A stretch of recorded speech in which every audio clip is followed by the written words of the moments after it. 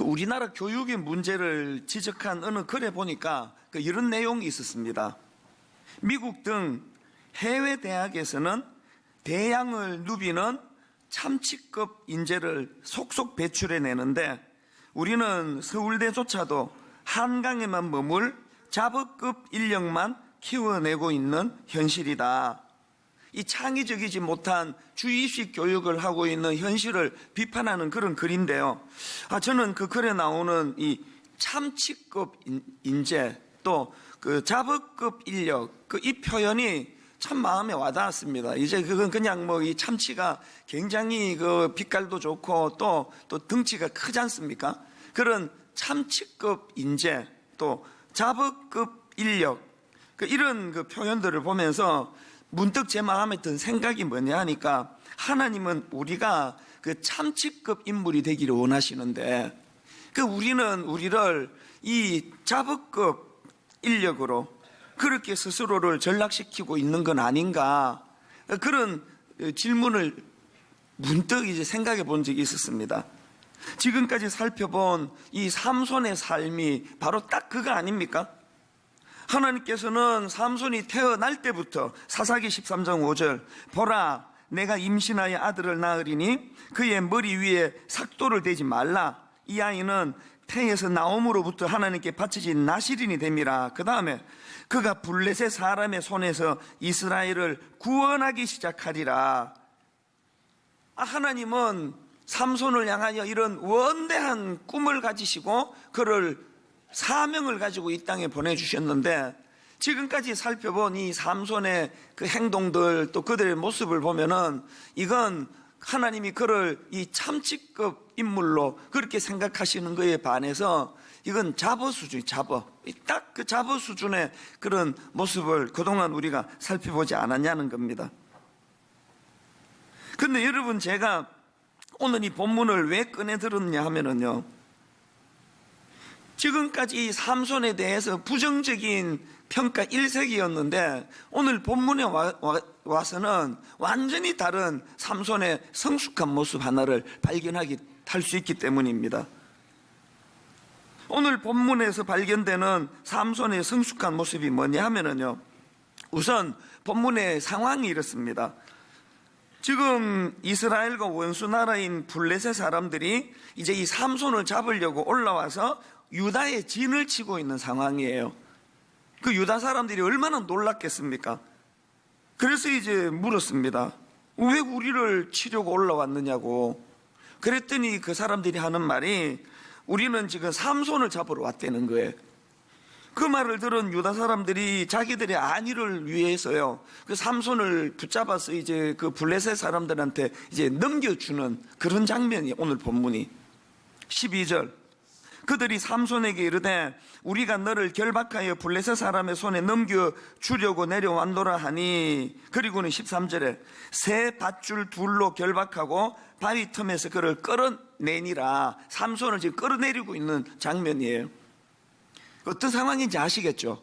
그런데 여러분 제가 이 본문에서 특이하다고 생각하는 게 독특하다고 생각하는 게 하나 있는데 그게 뭐냐 하니까요 지금 동족들이 나 살겠다고 그렇게 같은 동족인 삼손을 이런 식으로 결박하고 끌어내고 있는데요 여기에 대해서 삼손이 아무런 저항도 하지 않아요. 아무런 저항도 하지 않고 순순히 그렇게 결박당하는 그런 모습을 볼 수가 있는데 어제 살펴봤지만 삼손은요 낙이 턱뼈 그 부실한 낙이 턱뼈 하나로 블레셋 사람 1000명을 죽인 사람이에요. 그런 삼손이 마음만 먹으면 그렇게 그 순순히 결박당할 사람이 아니에요. 그런데 아무런 저항을 하지 않고 오늘 본문에서는 그렇게 순순히 결박당하고 있는 삼손을 보는 겁니다. 이게 참 독특한 모습인데요. 그럼 이런 질문이 가능한 거 아닙니까? 그 삼손은 왜 분명히 자기에게 괴력이 있는데 싸울 힘이 있는데 힘 하나 쓰지 않고 그렇게 순순하게 결박당하는 그래서 적에게 넘겨지는 그 과정을 그런 수모를 당하고만 있는가? 대답 간단합니다. 왜 그랬다고요? 지금 자기 동족들이 도저히 해서는 안 되는 못된 짓을 자기에게 저지르고 있지만, 그러나 그럼에도 불구하고 삼손에게 있어서 유다 사람들은 자기 적이 아니기 때문이라는 거예요. 어떤 경우에도 자기 동족 유다 사람들은 나기 특별로 몰살시킬 대상이 아니라는 생각을 삼손이 하고 있었기 때문이라는 겁니다. 이런 삼손의 태도는 사사기 15장 8절에서도 볼 수 있는데요.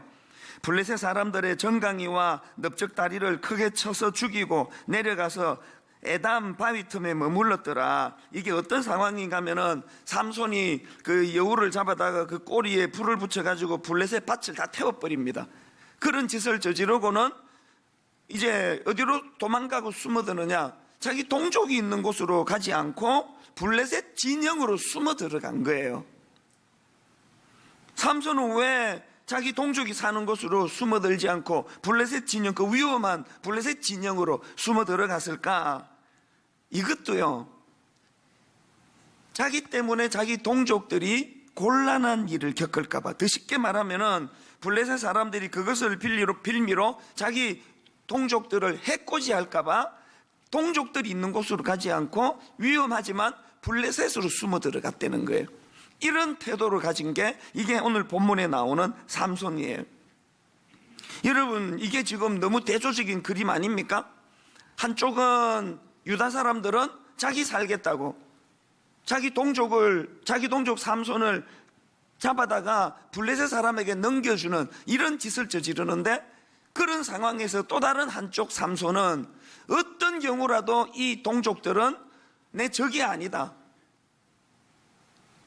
제가 이 본문의 상황을 가지고 참 많은 시간 머리로 생각을 하고 장면을 떠올려보고 또 반성도 하고 그렇게 봤습니다. 왜? 오늘 한국 사회를 보면은요, 우리는 우리끼리 싸우다가 망할 나라 같아요. 틈만 나면 우리끼리 싸워요. 이렇게 조그만 나라가 지금 남쪽과 북쪽으로 나뉘어져 가지고 뭐 핵을 만드니 마느니 이렇게 그냥 서로를 지금 어르렁거리고 있는 이것도 모자라 가지고 그 조그만한 나라에서 남북 갈라졌으면 됐지, 동쪽과 서쪽을 갈라져 가지고 호남이니 영남이니 이러고 있는 게 이게 딱 지금 우리나라 아닙니까? 이런 상황에서 오늘 본문에 삼손이 보여주는 그 자기 동족을 향한 그 큰 마음이 너무,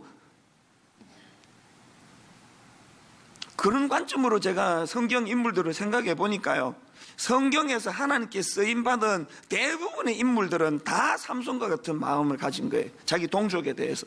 예를 들어서 우리가 잘 아는 모세, 이 모세가 홍해를 건너 가나안으로 가는 여정의 그 광야길에서 이스라엘 백성들을 인도하는 지도자인데, 그 철없는 백성들에게 여러분 이스라엘이 시달렸던 걸 한번 생각을 해보세요.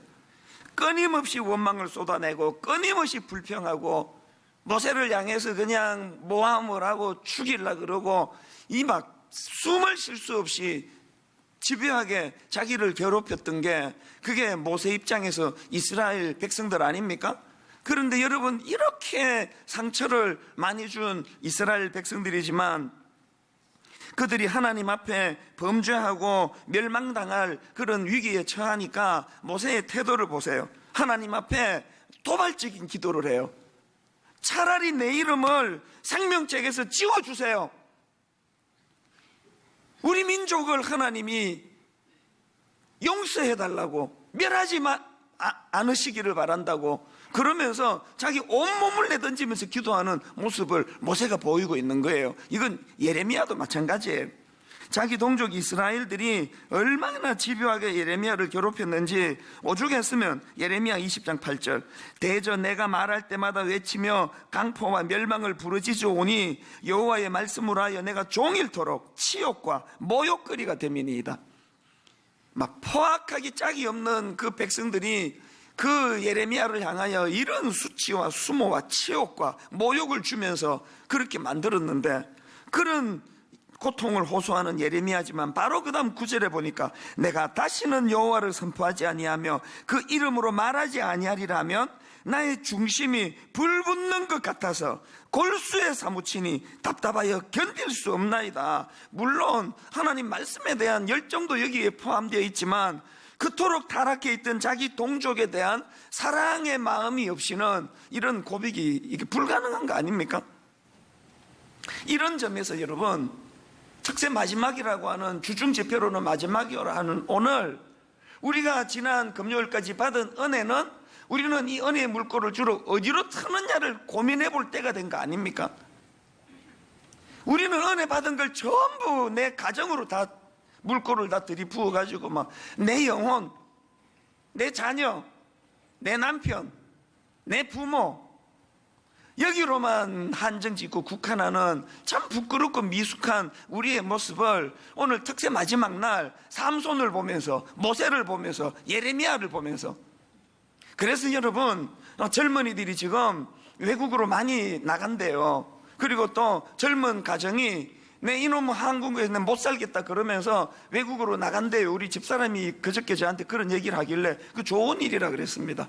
세계로 뻗어나가는 건 좋은 일이에요. 그러나 그런 상한 마음으로 가지 말고, 비록 이런 복잡하고 상처도 많이 주고 상처도 많이 받는 혼란스러운 대한민국을 우리가 조국으로 그렇게 가지게 됐지만 이해하고 사랑하는 마음을 가지고, 그런 마음을 가지고 살아가면 얼마나 좋겠나, 그런 생각을 제가 해보게 되는 겁니다. 이런 의미에서 여러분, 우리가 그동안 그저 이 은혜의 물꼬를 그저 내 한 몸 잘 먹고 잘 사는 것, 내 가족 그저 잘 먹고 잘 사는 것으로만 국한시킨 것들을 우리가 좀 반성하고 또 회개하는 그런 시간이 되면 좋겠습니다.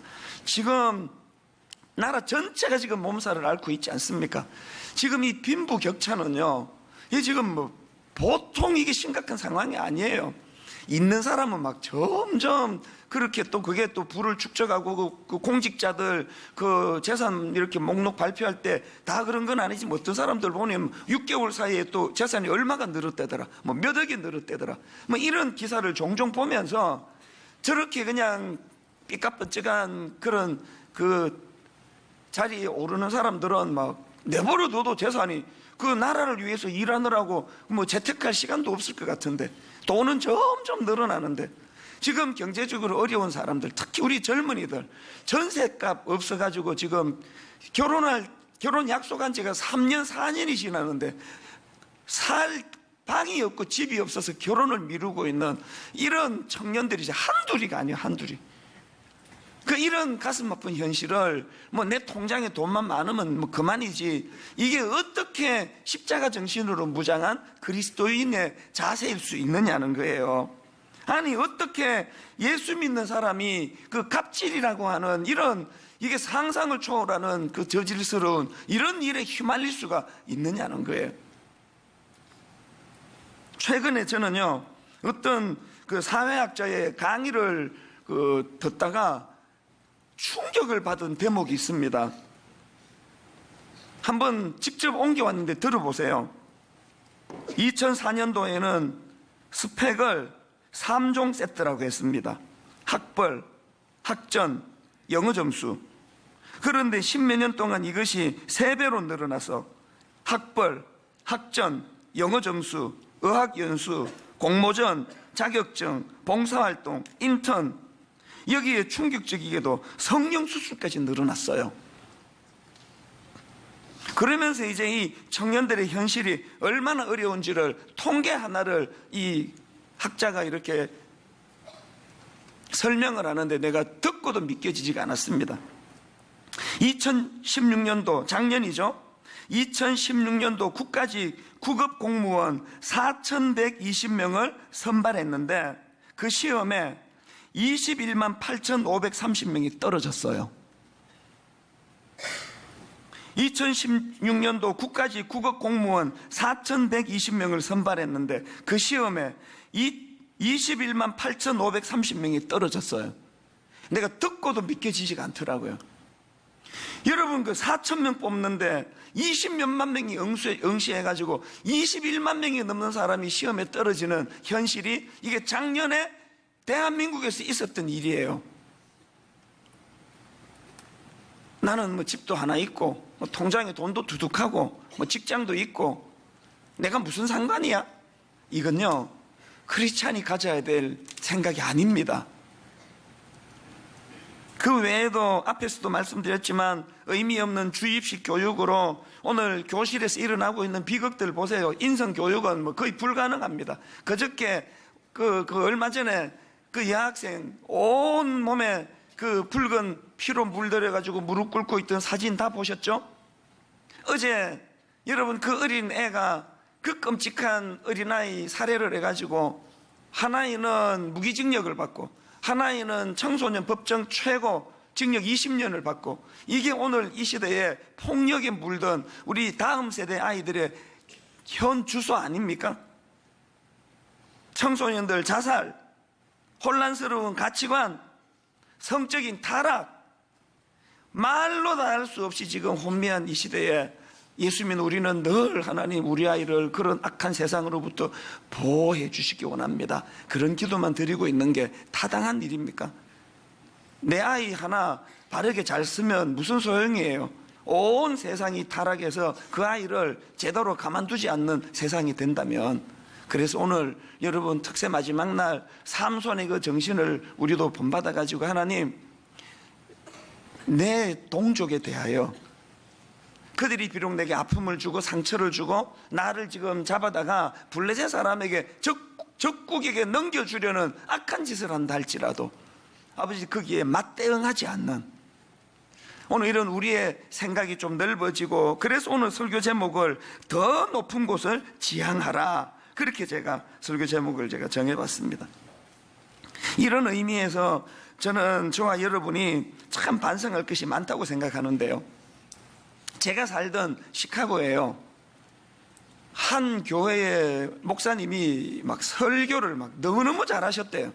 그래서 그 시카고에 막 이 교회가 불같이 일어났습니다. 매주일마다 새 가족이 몰려오고 주목을 받고, 그래서 이제 이 교회가 막 금방 이제 새로 시작한 지 얼마 되지도 않는데 한 300명이 넘어서는 그런 열매가 이제 막 나타나기 시작하는데, 이 담임 목사님이 이제 그거에 이제 좀 헷가닥해가지고 막 그만해가지고요, 얼마나 목이 곱고 성도들을 그냥 막대하고 막 휴가 막 이렇게 막 마음대로 막 쓰고 막 월급 올려달라고 막 대놓고 요구하고, 걸핏하면은 기분 나쁘면 나 그만둘 거라고, 나 사표 낼 거라고 막 그런 말을 막 종종 하고, 뭐 다 들었던 얘기를 해서 뭐 정확한 팩트는 제가 모르겠지만 상황이 그래요.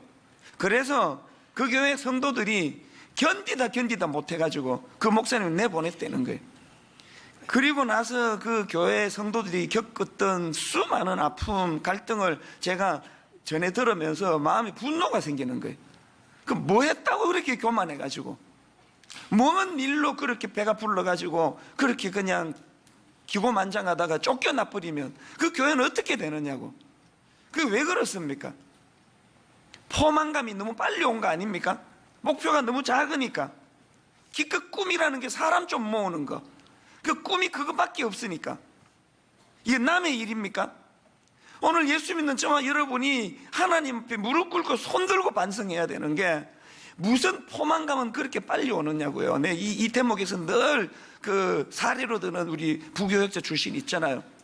우리 임원석 목사라고, 지금은 그 시애틀에서 지금 이제 목회를 하는데, 이분은요 덩치도 커요. 식당에 가면은요 거의 저의 2배 반을 먹더라고요. 저는 반 공기만 먹으면 배가 다 차요. 얼마나 먹는지 몰라요. 그래서 제가 영적으로 제가 이런 부분을 생각할 때마다 난 그분의 그 식성을 생각해요. 제 문제가 뭐예요? 위장이 작아가지고 반 공기만 먹으면 포만감이 와가지고 막 숨을 못 쉴 것까지 배가 부르는 거.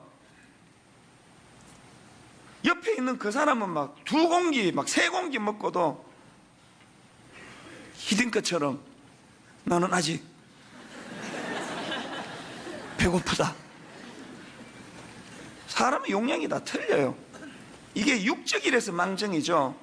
영적으로 그 시카고의 그 교회 목사님 한 300명 모이는 그 성장 가지고 배가 불러가지고 월급 올려달라, 나 휴가 더 쓸 거라고 기분 나쁘면 나 사표 낼 거라고. 협박도 아니고. 오늘 우리는 이런 초라한 자리에 빠지지 않기 위해서는 하나님 용량을 키워주시기 원합니다. 아버지 용량을 키워주시고 더 높은 곳을 바라보고 원대한 꿈을 꾸고, 사실은요 설교 순서로 치면 이게 목요일 날 나오는 본문이에요. 이걸 내가 아껴뒀다가 토요일 날 쓴 거는 내 얘들 들으라고. 우리 중등부 고등부 잘 들어봐. 예수 믿는 우리 청소년들, 예수 믿는 젊은이들, 어릴 때부터 그렇게 그냥 코 빼고 뭐 점수 몇 점, 성적 뭐 그것도 물론 중요하죠. 그러나 여러분 큰 꿈을 꾸고 높은 곳을 바라보고 포만감을 그렇게 쉽게 느끼지 않는, 다 이루었담도 아니요 바울이 노래하듯이 외쳤던 그런 꿈을 가지고 그렇게 앞을 향해 달려가는 우리 청소년들, 우리 주일학교 어린 꼬맹이들, 그리고 우리 청년들 되시기를 주님 이름으로 축복합니다. 그 교육을 제대로 시키기 위하여 우리 기존 세대 어른들부터가 하나님께 회개의 역사가 일어나고 용량을 넓히고 그 코앞의 끝만 바라보는 우리의 이 초라한 모습에서 멀리 꿈을 가지고 하나님 나라를 내다보는 그런 분당 우리 교회 성도님들 되시기를 바랍니다. 이런 의미에서 저는 이 한 주간의 특세를 다 묶어가지고 이제 여러분 삶 속에 문득문득 기억을 하면서 드려야 될 두 가지 기도 제목을 좀 드리고 싶은데요. 첫째로는요, 여러분 우리의 생각과 관심이 넓어져서 이제 이 나라와 민족을 위하여 좀 꿈을 꾸며 기도하는 그런 크리스찬, 그런 성도들이 되시기를 바랍니다. 하나님께서 삼손을 향해 가지고 그 블레셋 사람의 손에서 이스라엘을 구원하기 시작하리라, 이런 꿈을 주셔 그에게 교회력을 허락해 주셨는데, 기껏 삼손은요, 이제 나중에 그 삼손 그 스토리를 한번 찬찬히 읽어보세요. 삼손은요 여자랑 얽힌 에피소드 3개가 그 기록이 전부예요. 하나님 주신 그 큰 힘을 가지고 나라를 구하고 민족을 살리고, 그리고 또 그 큰 꿈을 놓고 기도하고. 저는 안중근 의사 아시죠? 그 만주 하얼빈에서 이토 히로부미라는 침략의 원흉을 사살하고 순국한 독립운동가 아닙니까? 몇 년 전에 어느 TV 프로에서 그 안중근 의사가 순국하기 전에 그 어머니가 안중근 의사에게 옥중에 있는 아들에게 쓴 편지를 낭독하는 걸 보고 제가 눈물을 흘렸던 기억이 나요. 그 어머니가요, 지금 옥중에 있는 아들에게 편지를 보냈는데 내용 중에 이런 게 있습니다. 아들아, 옳은 일을 하고 받은 형이니 구차하게 삶을 왜 이렇게 뜨던거려? 이 중요. 다시 하겠습니다. 아들아, 옳은 일을 하고 받은 형이니 구차하게 삶을 구걸하지 말고 죽어라. 대의에 따라 죽는 것이 이 의미에 대한 효도이다. 또 이런 내용도 나오더라고요. 나는 이 세상에서 너와 다시 재회할 마음이 없다. 내가 너를 위해 수위를 만들어 보내니 이것을 입고 가거라. 여러분, 세상의 자식을 향한 부모의 마음은 똑같거든요. 짐승도요, 본능적으로 자기 새끼에 대해서 보호하는 그 마음은, 여러분 그 동물의 왕국 이런 거 동해소리 다 보고 있는 거 아닙니까? 안중근 의사 어머니는 그 본능이 없는 겁니까? 안중근 의사 어머니는 피도 눈물도 없는 여자입니까? 그런데 지금 아들이 지금 그 사형을 당할 위기에 놓여 있는데 편지에다가 눈물로 룩진 위로의 편지 쓰지 아니하고, 아들아, 옳은 일을 하고 받은 형이니 구차하게 삶을 구걸하지 말고 죽어라. 대의에 따라 죽는 것이 이 의미에 대한 효도이다. 나는 이 세상에서 너와 다시 재회할 마음이 없다. 내가 너를 위해 수위를 만들어 보내니 이것을 입고 가거라. 저는요, 이렇게 편지 쓰시고 이 어머니가 일주일은 알아 누웠을 거라고 상상을 해봅니다. 일주일이 눈이 붓도록 하면 울었을 거예요.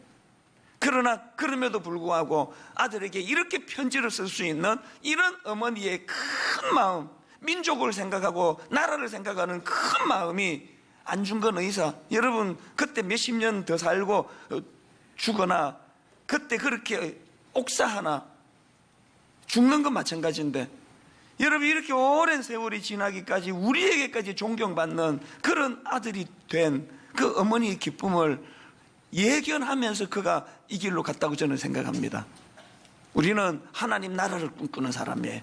우리는 영원한 삶을 허락해 주신 하나님이 내 아버지가 되심을 믿기 때문에 이 큰 마음을 가지고 하나님, 우리 조국 대한민국을 불쌍히 여겨주시고, 하나님, 저 북한에 신음하는 우리 동족들 똑같은 한국 사람인데 이 인간이 끊어놓은 금 저쪽 북쪽에 태어났다는 이유 하나만으로, 제가 북한을 2번 다녀왔잖아요. 제가 평양에 그 양강도 호텔이라는 37층인가 머물면서 밤 10시에 평양 시내를 내려다보니까 다 보이더라고요.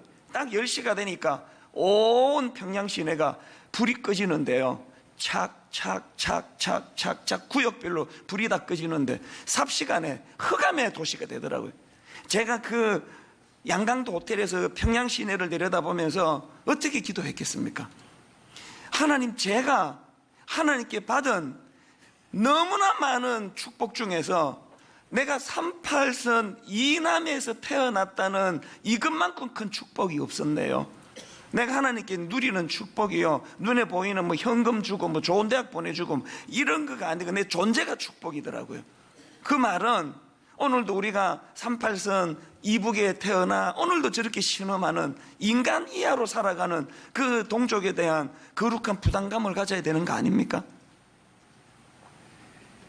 그런가 하면은 여러분, 그 이웃사랑부, 우리 교회 복지재단 기도해야 돼요. 이따가 우리 일주일의 은혜를 결산하는 헌금을 드릴 텐데, 이 헌금은 전에 가평 우리 마을을 위해서 지금 또 쓰여질 거예요. 저는 가평 우리 마을 설계하시는 그거 너무너무 고마워요. 건국대 교수님이신데 우리의 이야기를 듣고 그 장애인들을 위한, 장애인과 연관된 설교로 우리나라 1인자라고 평을 듣는 이 교수님이 재능 기부, 그 바쁜 분이 그저께도 화요일도 만나가지고 함께 꿈을 꾸고, 그래서 저는 가평 우리 마을에서 정말 장애인들도 치유가 되고 비장애인들도 치유가 되고 장애인들과 비장애인들이 함께 꿈을 꾸는 힐링센터가 되기를 위해 기도합니다. 분당 우리 교회가 오늘 이 송림 중고등학교에 자리를 잡은 의미가 뭐냐? 그저 온 동네 사람 주차 불편이나 끼치고 차나 막히게 하는, 폐만 끼치는 초라한 공동체가 아니라 이 교회가 오늘 이 자리에 있음으로 말미암아 오늘 이 지역 사회를 살리고 약하고 상한 자들에게 꿈을 심어주는 그런 교회가 되기를 기도해 주시기를 바랍니다. 그런가 하면은 두 번째로 우리가 드려야 될 기도 제목이 뭐냐? 적과 아군은 구분하고 살자는 거예요. 이게 무슨 말씀이냐? 다윗이 골리앗을 상대로 싸우러 가는 과정에서 일어난 일입니다. 사무엘상 17장 28절을 보세요. 큰형 엘리압이 다윗이 사람들에게 하는 말을 들은지라 그가 다윗에게 노를 바라여 이르되 내가 어찌하여 이리로 내려왔느냐? 들에 있는 양들을 누구에게 맡겼느냐? 나는 내 교만과 내 마음의 완악함을 아노니 내가 전쟁을 구경하러 왔도다. 큰형 엘리압이 지금 다윗이 골리앗을 맞상대하려고 하는 그 상황에서 이런 식으로 모독을 주는 거예요. 그 사람 많은 데서 대놓고 이 철딱선이 없는 자식이라고, 네가 뭘 알고 여기 왔냐고 그렇게 들이퍼부을 때 얼마나 이게 마음이 상하는 일이에요. 그런데 여러분, 그 형 엘리압의 그런 들이퍼붓는 그 욕설 같은 이야기 앞에 다윗이 어떻게 반응하는지 아십니까? 29절 다윗이 이르되 내가 무엇을 하였나이까? 어찌 이유가 없으리까 하고, 이렇게 딱 한마디 하고는 그 다음 30절 돌아서서, 이게 중요합니다. 돌아서서 다른 사람을 향하여 전과 같이 말하며 백성이 전과 같이 대답하니라. 내가 이 말씀을 왜 주목하는지 아십니까? 오늘 한국교회는요, 원수 마귀 영적인 골리앗 앞에 다윗하고 형 엘리압이 미치도록 싸우고 있는 현실이에요. 한국 교회를 보면요, 사탄은 힘 별로 안 써도 돼요. 지들끼리 싸우다 지들끼리 지쳐서 쓰러질 것 같아요. 이게 딱 우리의 모습 아닙니까? 다윗이 왜 위대하냐?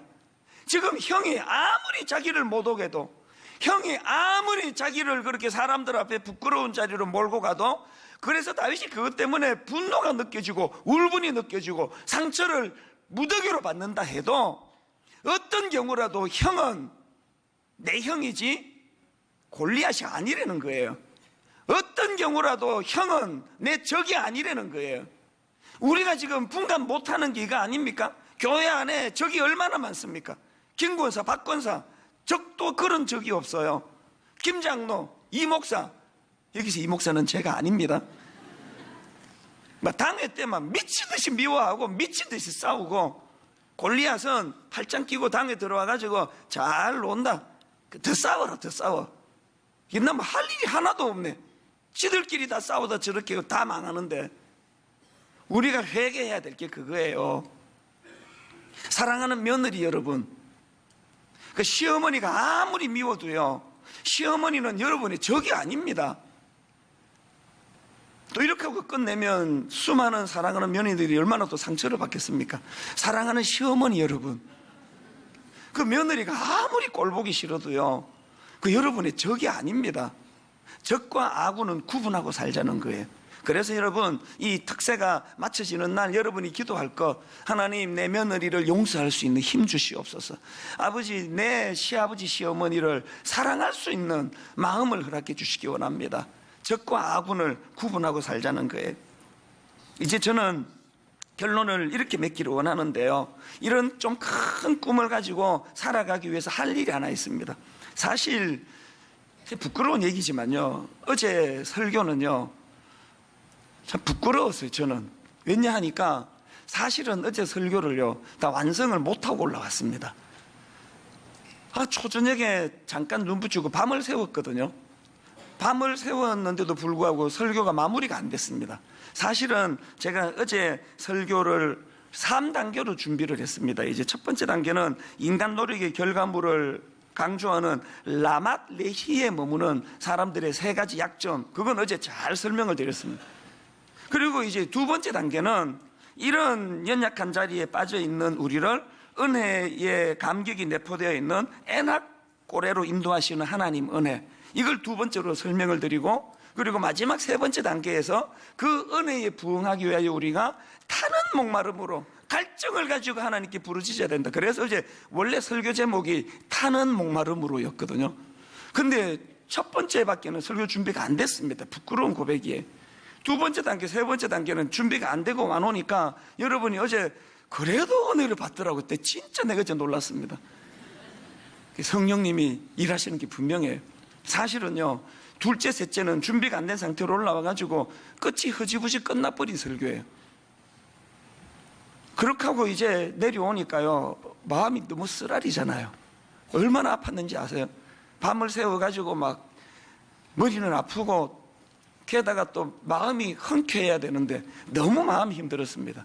이게 1년에 한 번 있는 설교인데 방심하다가 내가 설교도 마무리를 못하고 강단에 서서 허지부지 끝냈구나. 그래가지고요, 사실 그 어제 원래 제가 의도했던 거는 그렇게 그 하나님 앞에 타는 목마름으로 하나님께 부르짖자 그래가지고는 이제 목마른 나의 영혼 이거로 연결해서 이렇게 가기로 되어 있었는데 찬양도 막 뒤죽박죽이 되고 그 목마른 나의 영혼을 반주자는 알고 또 반주하는데 갑자기 또 뭐 다 일어나가지고 뭐 어제 무슨 찬양했죠?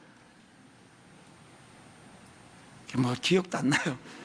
막 그래서 막 찬양부터 뒤죽박죽이 돼. 여러분, 제가요 찬양 인도하거나 설교할 때 유난히 소리를 크게 지르는 날은요, 저게 지금 설교가 안 풀리거나 그렇게 생각하시면 돼요. 어제 막 있는 대로 소리 지르고 이제 세 번째 대지를 제대로 못 풀어가지고 막 찬양 인도하면서 뭐 막 소리 지르고 나가지고 어제 그 병원에 가서 그 주사 맞고 목 때문에 목 다 나가가지고. 그러나 여러분, 내가 무슨 말씀을 드리고 싶은지 아세요?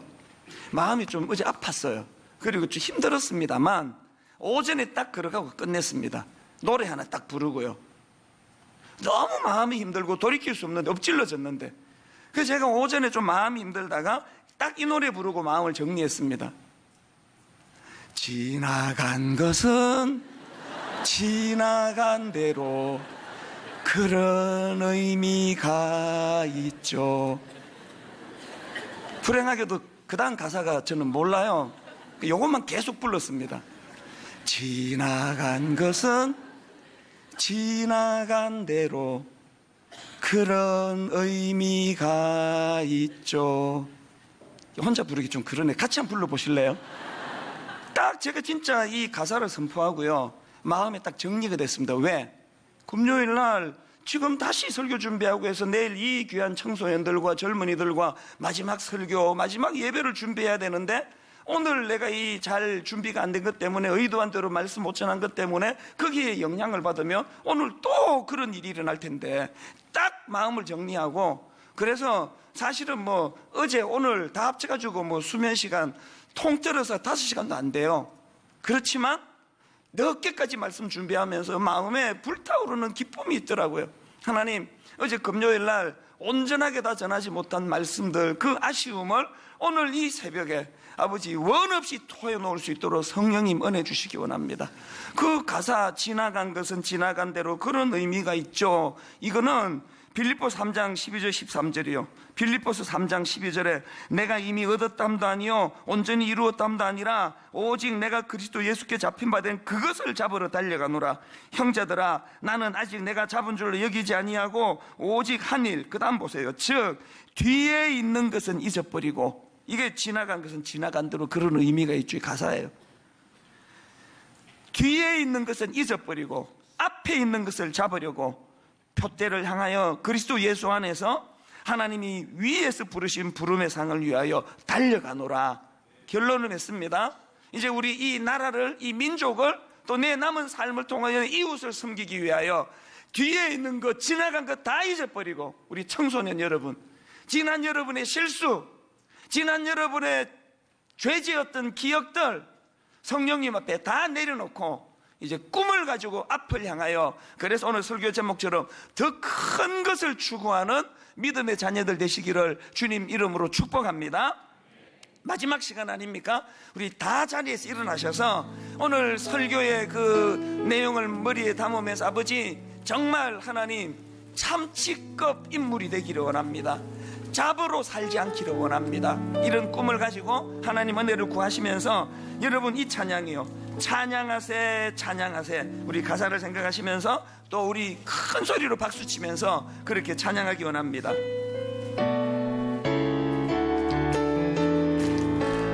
찬양하세 찬양하세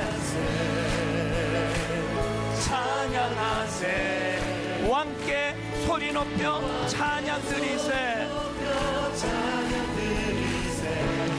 찬양하세 찬양하세, 왕께 소리 높여 찬양 드리세. 찬양 받기에 합당하신 주님, 언제나 동일하신 주,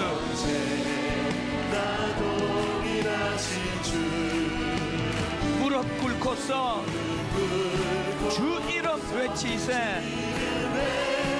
예수 나의 왕, 예수 나의 왕, 예수 나의 왕. 아멘. 자, 이제 여러분, 이제 이후에 우리 이제 마음껏 찬양하고 마음껏 기도하고 그런 시간을 가질 텐데, 여러분 우리가 좀 생각하면서 찬양하자고 늘 말씀드리잖아요. 하나님의 무엇을 찬양하시겠습니까? 그분의 존재를 찬양하고 하나님의 무엇을 찬양하시겠습니까? 우리는 내버려두면 잡으로 살기를 원해요.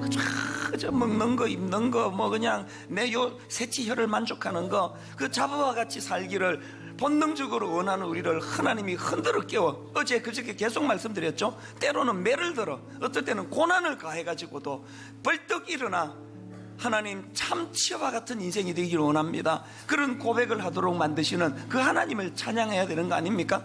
방금 고백한 것처럼 제가 금요일날 설교를 마음껏 토해놓지 못한 것 때문에 마음이 답답하고 아쉽고 정말 마음이 힘들었던 제 마음을 한순간에 다 잊어버려라, 지나갔다, 앞을 향해 달려가라. 그게 다시 오늘 이렇게 기쁜 마음으로 다 안에 설 수 있도록 해주시는 그 하나님이 내 하나님이라면, 하나님 그 하나님을 찬양하기 원합니다.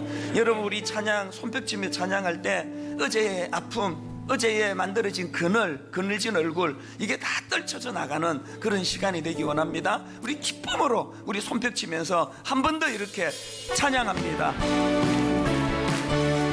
찬양하세, 찬양하세, 찬양하세, 찬양하세. 왕께 소리 높여 찬양 드리세, 찬양하세, 찬양하세. 왕께 소리 높여 찬양 드리세,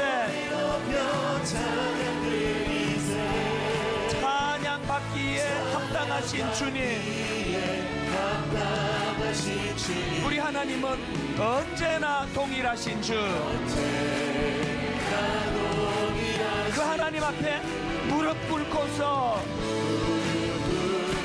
주 이름 외치세. 뭐라 외치십니까? 예수 나의 왕, 예수 나의 왕.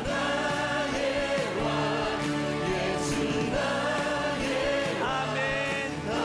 우리 더 기쁨으로 찬양하세, 찬양하세. 왕께 소리 높여 찬양 드리세,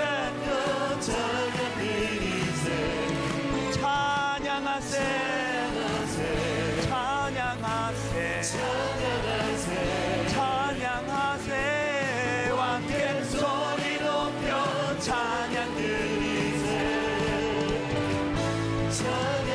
찬양받기에 합당하신 주님. 언제나 동일하신 주. 그래서 그분 앞에 무릎 꿇고서 주 이름 외치세. 예수 나의 왕, 예수 나의 왕, 예수 나의 왕. 아멘. 내게 강 같은 평화,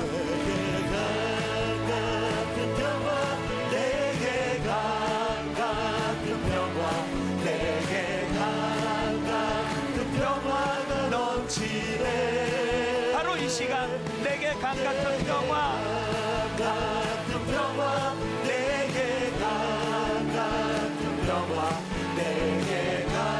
하나님 이 평화를 원합니다. 내게 강 같은 평화, 내게 강 같은 평화, 내게 강 같은 평화, 내게 강 같은 평화는 없지. 어제의 근심은 다 사라지고 내게 강 같은 평화, 같은 평화, 내게 강 같은 평화, 내게 강 같은 평화가 저 바다보다 더 넓고, 저 바다보다도 더 넓고, 저 산과 하늘보다 더 높은 주님의 은혜가 이곳에 가득. 다시 한번요. 저 바다보다도 더 넓고, 저 바다보다도 더 넓고, 저 산과 하늘보다 더 높은 그 주님의 은혜가 어디에? 이곳에 가득해. 살아계신 주 나의 하나님, 살아계신 주 나의 하나님, 언제나 넘치는 주의 사랑으로 내 안에 가득히 넘쳐오르네. 다시 한번요. 살아계신 주 나의 하나님, 살아계신 주 나의 하나님, 언제나 넘치는 주의 사랑이 그 내 안에 가득히 넘치네. 내게 강 같은 평화, 내게 강 같은 평화, 내게 강 같은 평화, 내게 강 같은 평화가 넘치네. 내게 강 같은 평화, 내게 강 같은 평화, 내게 강 같은 평화 넘치네.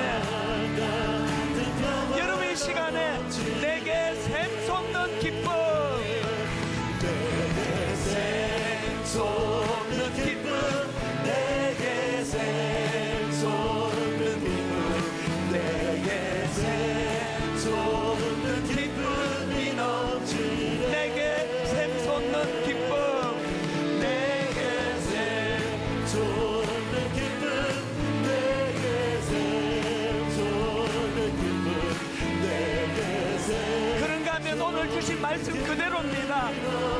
내게 바다 같은 사랑, 내게 바다 같은 사랑, 내게 바다 같은 사랑, 내게 바다 같은 사랑이 넘치네. 누구에게?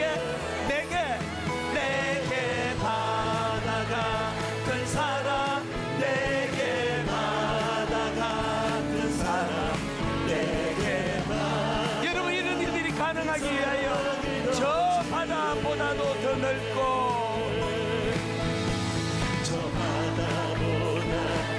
저 산과 하늘보다 더 높은 주님의 은혜가 이곳에 가득해. 살아계신 주 나의 하나님, 언제나 넘치는 주의 사랑으로 어디에? 내 안에 가득히 넘쳐오르네. 그렇기 때문에 내게 강 같은 평화, 내 강 같은 평화, 내게 강 같은 평화, 내게 강 같은 평화가 넘치네. 내게 강 같은 평화, 내게 강 같은 평화, 내게 강 같은 평화, 우리 마음의 소원을 가지고 마지막으로 한 번 더 이렇게 노래합니다. 내게 강 같은 평화, 강 같은 평화, 내게 강 같은 평화, 내게 강 같은 평화가 넘치네. 어제의 근심은 사라지고 내게 강 같은 평화, 같은 평화, 내게 강 같은 평화, 내게 강 같은 평화가 넘치네. 우리 하나님 감사합니다.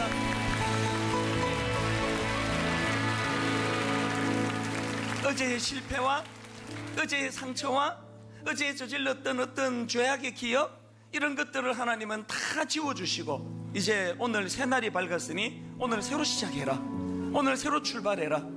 어제의 근심은 다 지워주마, 어제의 낙심은 다 지워주마. 내게 강 같은 평화, 하나님만이 주실 수 있는 이 평화를 가지고 이제 하나님 먼저 내 영혼으로부터, 내 가정으로부터 평화를 놓고 기도합니다. 그리고 이 둑을 터서 이제 하나님 내 이웃, 내 주변 사람, 내 조국 대한민국, 하나님 북한까지 포함해서 기도의 지경이 넓어지기 원합니다. 이 나라를 주님이 불쌍히 여겨 주시옵소서. 우리 이런 제목들을 가지고 이제 한 주일을 마무리하는 기도를 드릴 텐데요, 큰 소리로 저를 따라 이렇게 선포하고 또 주님 이름 3번 부르고 기도하는데요, 이렇게 따라해 주시기 바랍니다. 주여 은혜를 주옵소서, 주여 은혜를 주옵소서, 주여 은혜를 주옵소서, 주여 은혜를 주옵소서, 주여 은혜를 주옵소서, 주여 은혜를 주옵소서. 내 주인 되시는 주님, 그 주님 이름 3번 부르고 기도의 문을 열고 들어갑니다. 다 같이 기도하시겠습니다. 주여, 주여, 주여. 살아계신 하나님 아버지, 살아계신 하나님 아버지, 은혜를 구합니다.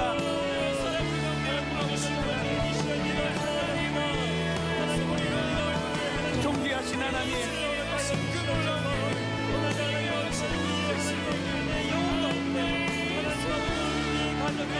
내게 강 같은 평화, 내게 샘솟는 기쁨, 내게 바다 같은 사랑, 하나님 이런 일들이 가능하도록 은혜로 인도하신 하나님 감사합니다. 내게 강 같은 평화, 내게 샘솟는 기쁨, 내게 바다 같은 사랑, 아버지 일이 가능하도록 십자가로 주님의 몸을 내어주시고 우리를 구원해 주신 그 하나님, 아버지 그 사랑이 내 안에 자리잡기를 원합니다.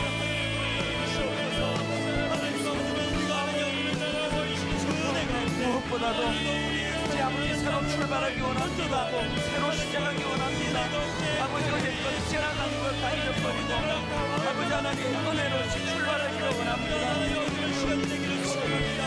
내게 성 같은 평화, 내게 강 같은 평화, 내게 강 같은 평화를 허락하여 주신 주님, 오늘 하나님 그 평화를 하나님 오늘 감사하며 하나님 나의 삶 가운데 내 영혼 가운데 하나님 아버지 그 평화를 주시니 하나님을 찬양하며 하나님 아버지는 우리의 삶의 죽음을 하나님 넘어서서 하나님 아버지는 주님께서 주시는 하나님 아버지는 그 지경으로 하나님 우리가 온전히 나가는 그러한 은혜의 시간이 될 수 있도록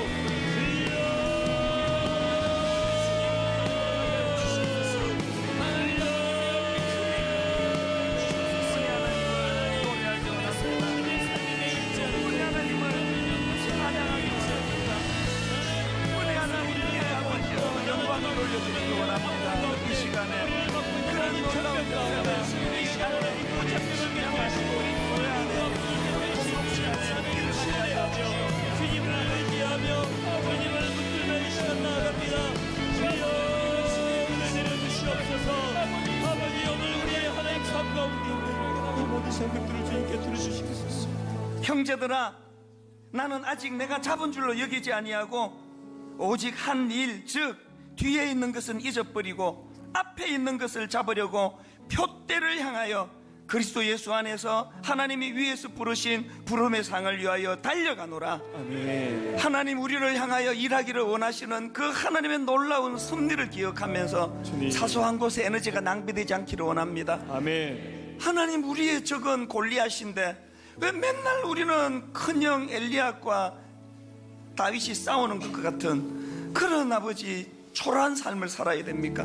진짜 미워해야 될 적은 내버려 두고 서로 사랑해야 될 부부간에, 부모 자식 간에 그 놀라운 사랑의 관계를 왜 우리는 그렇게 미움으로 자꾸 그 아까운 에너지를 그렇게 흘려버리는지, 오늘 하나님 이 모든 것들을 하나님 앞에 회개하고 내려놓고, 하나님 아버지 아무리 자기 동족들이 지금 어이없게도 삼손을 끌어 포박하고 그 적들에게 넘겨주는 짓을 한다 할지라도 삼손의 적은 자기 동족이 아니라는 이 인식이 이번 특세 기간 동안 우리 내면에 자리 잡게 하여 주시옵소서. 아멘. 그래서 하나님, 때로는 가장 가까운 사람이 내게 상처를 준다 할지라도, 그것이 쓰라리고 아프다 할지라도, 그것은 상대방이 악해서라기보다는 약해서 그렇다는 사실을 철저하게 인식하고 이를 악물고 그를 용서하고 용납하면서, 또 이를 악물고 내 받은 상처가 치유되기를 하나님께 기도하면서